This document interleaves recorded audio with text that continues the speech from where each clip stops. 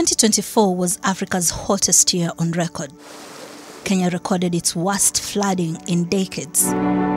Tanzania faced unprecedented drought. Uganda battled extreme heat waves. But what if the solution isn't just fighting climate change, but fighting it together? Tonight on Earthwise, we look at how 3 nations are proving that when borders disappear, climate solutions multiply.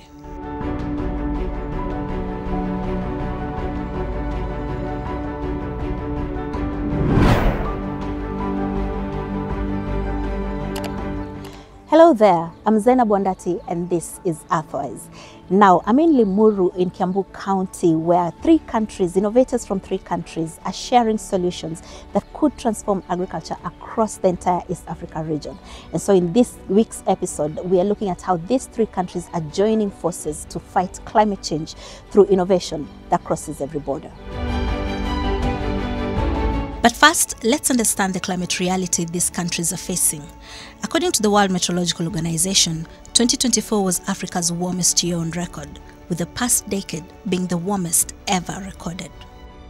Kenya experienced significant rainfall variability in 2024, with coastal and central regions seeing severe flooding that killed hundreds and displaced hundreds of thousands, while northeastern area faced prolonged drought. The Kenya Meteorological Department reports that the country's average annual precipitation typically ranges from less than 250 millimeters in arid areas to 2,000 millimeters in western regions. But these patterns are becoming increasingly unpredictable. Tanzania's Meteorological Authority announced that 2024 was the hottest year on record for their country, with minimum temperatures showing the highest variability, a trend of 0.3 degrees Celsius, and maximum temperatures rising by 0.4 degrees Celsius per decade.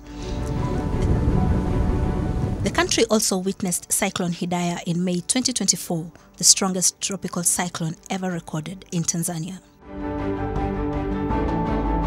Meanwhile, Uganda's National Meteorological Authority has been tracking extreme weather patterns that include severe heat waves, forcing school closures, with temperatures reaching 45 degrees Celsius in some regions, and erratic rainfall affecting the country's crucial agricultural sector.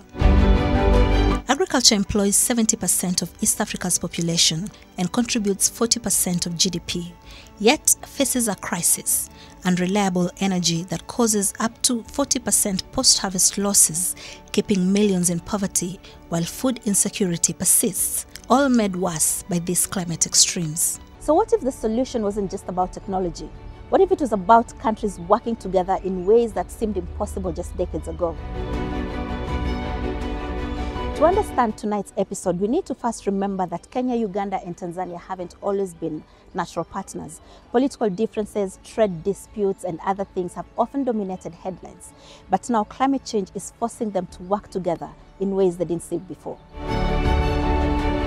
Enter DREAM, the Distributed Renewable Energy Ecosystem Model.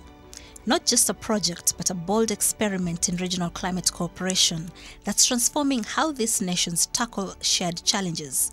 At the heart of these initiatives is a $460,000 revolving productive use of solar energy loan fund, abbreviated as PUSE, designed to make solar technology affordable and accessible. This will reach the farmers through various cooperatives under the program. So we want to unlock the opportunities in agriculture through solar. How can you increase agricultural productivity through solar? So when you bring these 3 different countries, 3 different perspectives together in the room, what are some of the things that you're seeing coming out, some of the common things that are coming out? What I've noticed is that, for example, Uganda is struggling with milk cooling. Like one of the companies is importing from Greece or China milk cooling. Yet we have a company here in Kenya manufacturing milk coolers. So I was asking them, why don't you import from us? So those, like when you bring them together, you're able to find that there is a solution. Heifer Capital has done very well with financing for cooperatives to adopt solar. We want to learn from them that model of like how can you finance groups and they're able to repay back and they're able to find solar affordable in the group format. Yeah. Yeah, so that inter-country learning is important for us. Yeah. So in the same breath of inter-country learning, what are you seeing as some of the greatest obstacles in bringing these three countries together? Because if you look at how the relationship of East Africa is, the relationship of East African community is, even though Kenya is known as the big brother, we are still seen as, what's the word? Aggressive, not friendly, you want to bulldoze your way around, things like that. So what are some of the obstacles you're seeing in bringing these three countries together? I would say policy. Policy is a big obstacle now. Like for a Tanzanian to come and do solar installation here, they need to get certification, otherwise they employ Kenyans here. So we need to have standardized policy. We need to have standardized regulations for the productive use of renewable energy equipment. Like I don't need to like it's challenging. If I want to do a project in Kenya, if I'm Ugandan, I have to go through all these licensing processes for me to do a project. It's not right, really. Yeah. Will the same apply if you want to do the same? Yes, of course, it will apply if we do the same. Yeah. So let's try and harmonize our regulations. Let's harmonize our standards, and let's allow each other to exchange skills. It's important. Yeah. So even though we have the EAC, we are still not seeing the EAC community. We're still not seeing the full benefit. Even let's have a common currency. I would love if we have a common currency. Yeah, because when we were doing the pilot program, we lost a lot of money because of the forex changes. Yeah. When you are funding a Uganda, you can't fund in USD, so you have to exchange in their local currency. So it's a program you go through losses. Yeah. So how then do you measure success? For me, given that the perspectives of the three countries are different, their circumstances, some circumstances are similar, but the country circumstances are different. So how do you measure success? For me, success is when, after a conference, when we've had discussions with all the stakeholders, we're able to implement what we've talked about. Yesterday, we had a long discussion with government officials from the three countries, and we were trying to explain to them the work we are doing and what challenges we're going through. And I'm hoping that they'll understand why we need standardized policies and regulations. And it might take time, but we are here to support them. We're here to walk the journey with them. Another thing is success for me is how you change the lives of the community. If you are able to provide a solar and it changes the lives of someone is able to afford school fee for their kids, and after the program they're able to access funding to purchase more solar solutions beyond donor funding. That's success for me. So how many farmers would you say have benefited from your program so far across the region? Oh, good question. So during the pilot program, we supported 3,000 farmers. And for the Dream Hub Kenya specifically, we are currently working with 23 farmers group, and they have a membership of 5,200 farmers. All of them are going to benefit from access to finance. We are working with partnership with Raffords and Eclov to provide to provide concessional loans at 12% interest rates. We are going to provide them with skills development, and we are working in partnership with CLASP and LEREC to set up demonstration farms in Kitui and Laikipia. We want to create awareness for the youths to be attracted to the agriculture sector, mostly the youths. We're also going to do market access. It's important if you're introducing solar to someone and their productivity improves, they need to have a market for their produce. We're just trying to see how to mitigate post-harvest losses, really. Yeah. Given the success of your program, the successes that you've seen so far, what do you see as the future of climate action in the region? For me,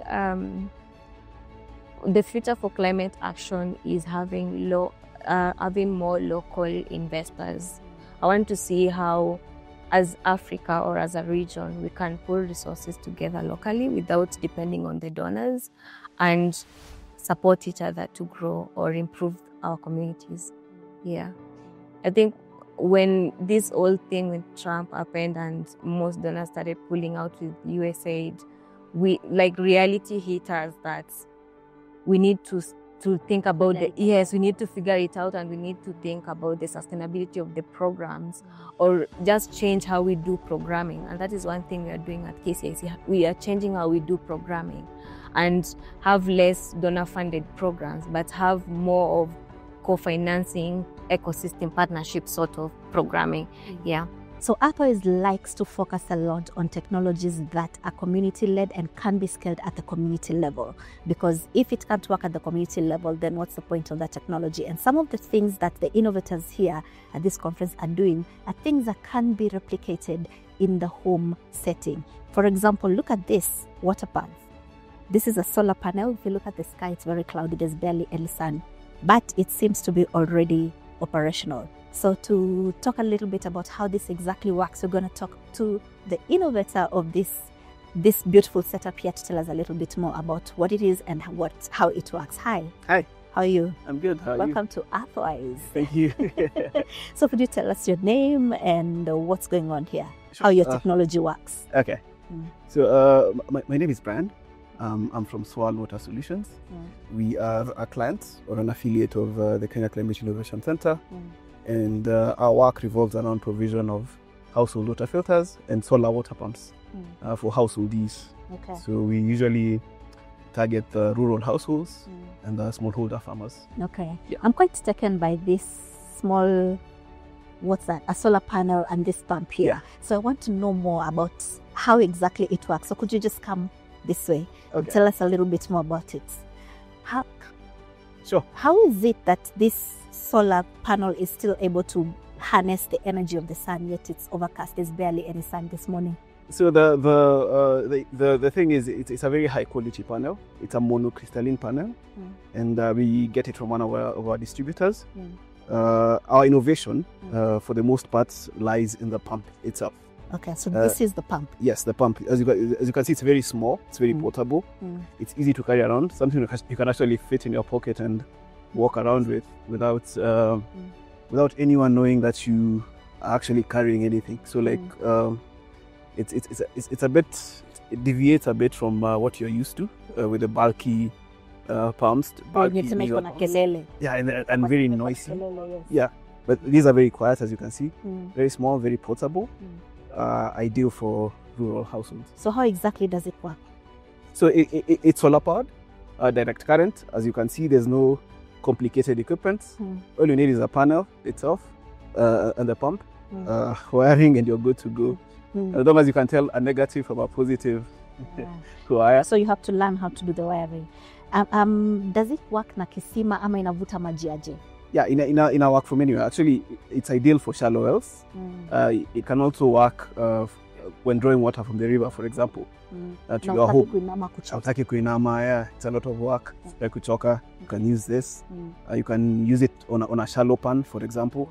If you want to irrigate your small piece of land, you can also use it if you have an underground water tank and you want to get water to your overhead tank. Yeah. So does the pressure matter?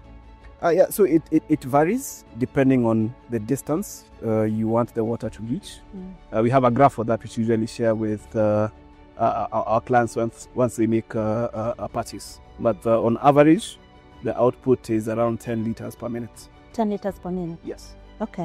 Okay. So kwa hivyo, since umesema it's something very portable, unaweza kwa kibeti ukaenda nao kwenye unaenda. Yes. That means as soon as you disconnect pale, the pumping stops. Yeah, that's it. If you want to, there's people who, for example, prefer to have a switch. Yeah, you can add a switch to the setup. It's going to help you control. Maybe if you want it to be at a fixed place, fixed location. But as you can see, it's meant to be portable. Yeah, because you have farmers who maybe live in areas which are insecure, for example, and they cannot leave the pump in one location because there's risk of being stolen. Yes. You can just walk around with your panel and your pump. You move your water, do your irrigation. Once you're done, you move with it. Can it also power the irrigation system? Ama inataka ufanye the irrigation manually? It can power the irrigation system. Yes.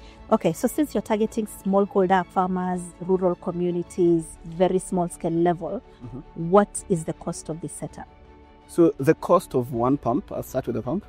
One pump goes for 7,000 Kenya shillings, which we think is fair. That's the retail price. Our model is B2B for the most part, so we usually sell to resellers who resell to other users, and for that we usually try and vary the cost. The wholesale cost is much cheaper depending on order quantity.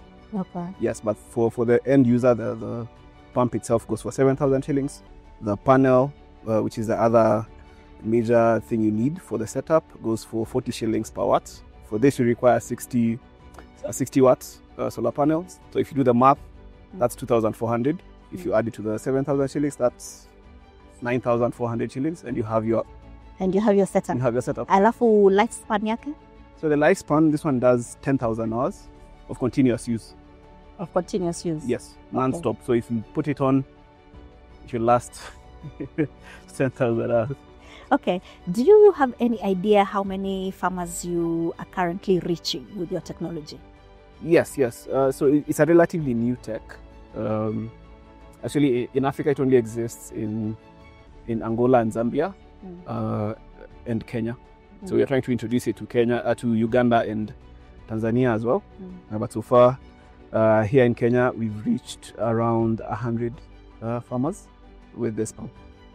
Yeah. And what is your scale, ukiangalia maybe your projection in the next year or two? How many more farmers do you hope to reach? So we're looking at expanding our operation and bringing in more, doing more distribution of our products with support, of course, from KCIC and the partners. And for that, we are looking at, for the remainder of the year, we want to do around 500. And for next year, we want to double the numbers. In Climate Hackers, we speak to 3 innovators who have discovered that what they need to make their innovations better was right across the border all along.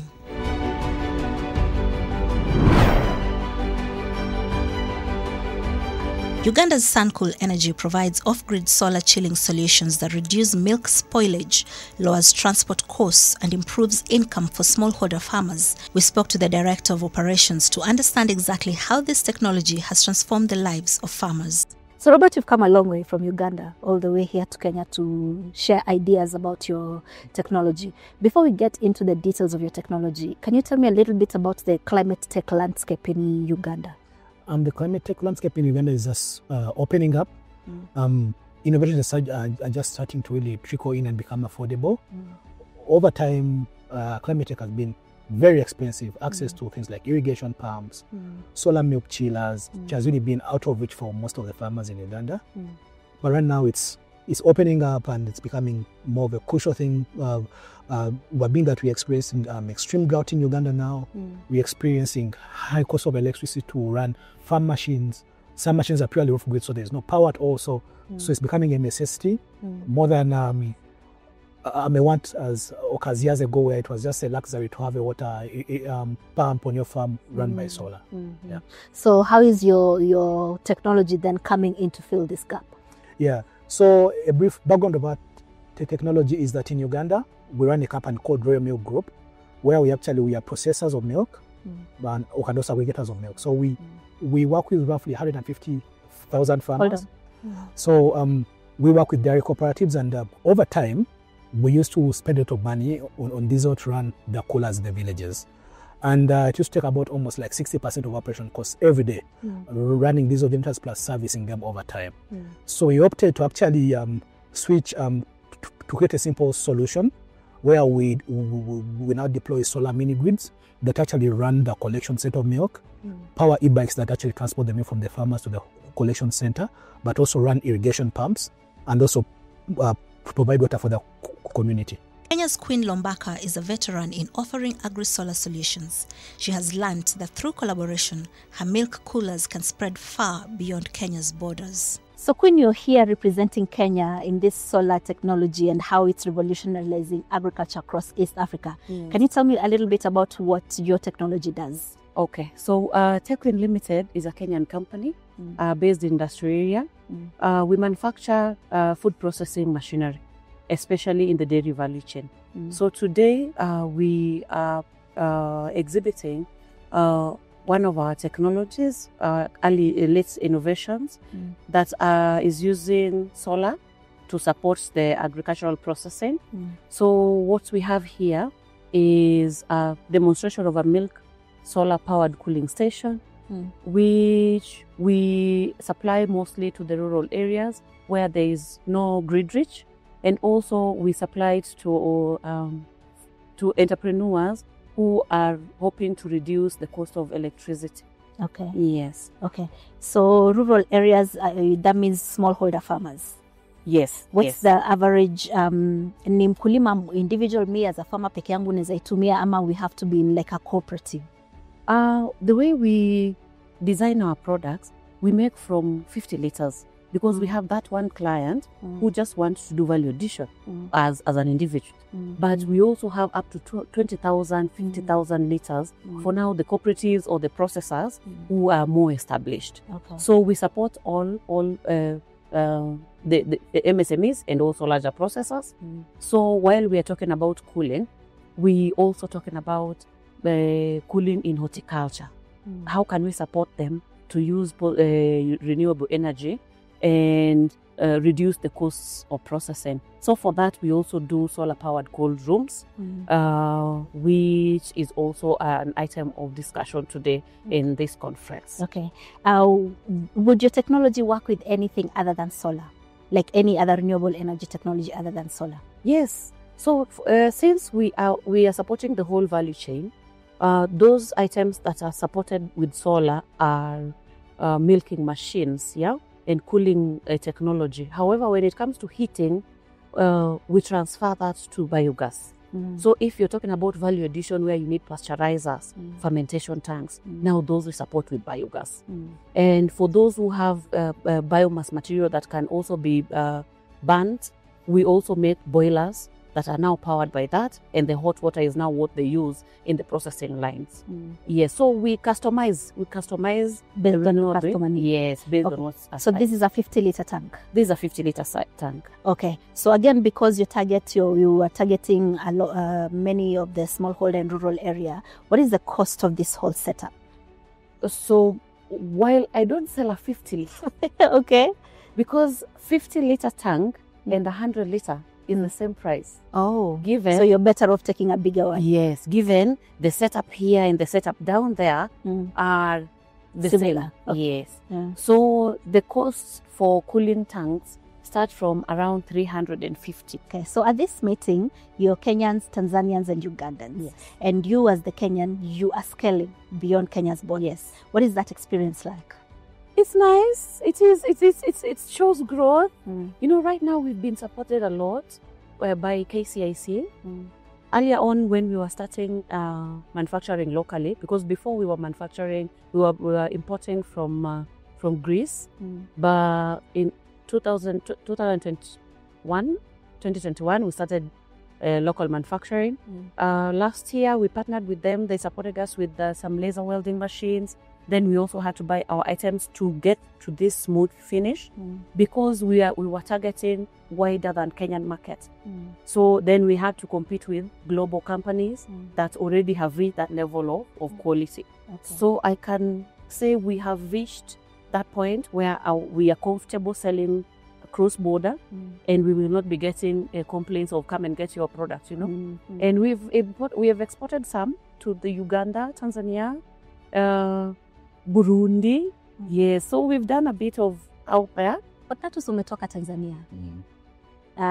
Tanzania ni miongoni ya mataifa ambayo yameathirika na mabadiliko ya tabia nchi.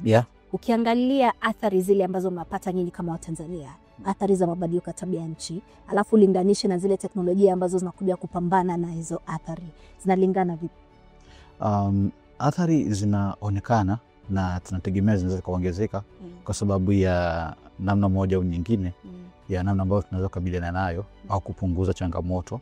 Tunashukuru kuna hatua nyingi zimeshafanyika na wadau mbalimbali wakiongozwa na serikali katika kuhakikisha tunapunguza na tuendelee tena kuharibu zaidi mazingira ili tuepuke hii hali.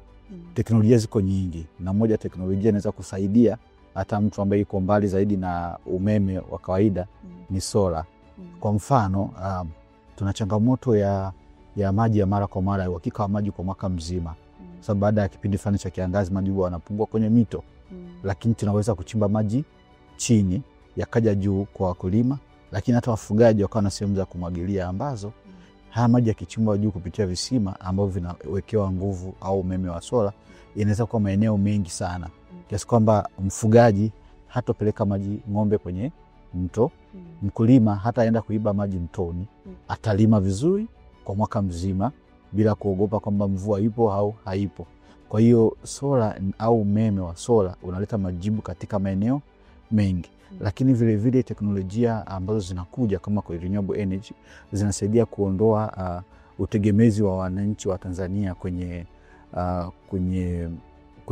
misitu au kwenye mazingira zaidi, kwa sababu kwa namna moja au nyingine tunaweza kuona tunajisaidia sasa hivi, lakini tunaharibu maisha ya baadaye.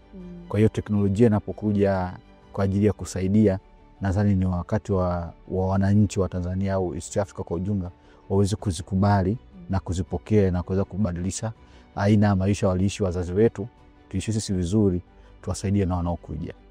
Yeah. Sasa teknolojia yako inawasaidia Tanzania vipi? Ukija kwenye sola unakwenda katika maeneo mengi. Kwa mfano kwenye solar pump, badala ya kwenda mtoni mkiwa na visima, mnaweza kupampa maji wakati wowote, na hiyo wanafanya watu wengi. Lakini vile vile kwa mfano kwenye sekta ya maziwa yanahitaji kutunzwa, aidha kuchemshwa zaidi au kuhifadhiwa katika hali ya ubaridi yasiharibike. Kwa hiyo wale ambao hawana uwezo wa kuwa na umeme wakati wote wanaweza kuwa na solar, fridge, freezer au pasteurizer au boilers au chillers, ndio. Kwa hiyo wanapokuwa na hizi equipment za solar ambazo zinapatikana kwa urahisi na uhakika wa kuzihudumia baada ya kufungiwa, inasaidia kuondoa changamoto hiyo moja. Kwanza umemsaidia mfugaji, lakini pia umeongeza ajira katika eneo hili na kusaidia value chain iwe katika mfumo ambao umesaidika. Kwa sasa tunategemea kuwa na mahusiano na moja ya watu ambao ni wazalishaji wa bidhaa hizi za maziwa ambao ni Techwin, kampuni ya Kenya. Tumekuwa na mazungumzo na tunafika kwenye sehemu sasa tunakwenda kufanya kazi pamoja. Kwa hiyo tutasaidia kuondoa ile mazungumzo ambayo mmeanzia hapa kwa mkutano huu. Yes, mkutano yamekuwa kwa muda mrefu. Kwenye mkutano tumekuja kufinalize, kukaa na kukubaliana, then nafikiri ndani ya miezi inayokuja tutakuwa kabisa na uwezo wa kumsaidia Mtanzania ambaye kwenye sekta ya maziwa kuagiza bidhaa kwa urahisi, lakini hata ikifungwa baada ya kufungwa inaweza kuhudumiwa kwa urahisi zaidi kutokea Tanzania na Kenya. Founded on the belief that climate change can be addressed at the intersection of innovation and entrepreneurship, the project's focus on smallholder farmers aims to scale local solutions at the very grassroots level. So we've spoken to 3 innovators, Kenyan, Ugandan, and Tanzanian. And one thing that came out clearly with all 3 of them is that you might call it a surprise, that, hey, I needed this thing, but I had to go this far to get it. Yet all I needed to do was just cross the border to get it. That's all I needed to do at a much cheaper cost. I needed the access to this market. I could get this market here instead of going so far away. So with these experiences, what are we learning about the importance of partnerships and collaborations as the region? Okay, I want to go back to your point first. I think we need to do a better job in creating awareness about the companies that we've supported and how our partners or our cousins, let me call them our cousins from Uganda and Tanzania, can benefit from any milestones we've made in Kenya. But I feel like partnership is important for the Dream Hub because you are able to amplify impact. Like I said, the Dream Hubs are being implemented through a hub and spoke model. And it's a model that it's new for KCIC. This is not how we do business. And we are learning how to like work with the ecosystem partners for you to pull resources together and amplify the impact of the Dream Hub. And we also want to ensure the long-term sustainability of the hubs. If you work as a partner, they're able to co-finance and also provide in-kind contribution to some of the services or the pillars of the Dream Hub. And that ensures the long-term sustainability of the hub, even when the donor pulls out. So what we've witnessed here isn't just about solar energy or agricultural technology. It's about how countries can transcend artificial boundaries or historical differences to tackle the single greatest challenge of our time, which is climate change. Because when a Kenyan, a Tanzanian, and a Ugandan come together, they create solutions that none can solve alone. That's all for Earthwise tonight. See you again next week.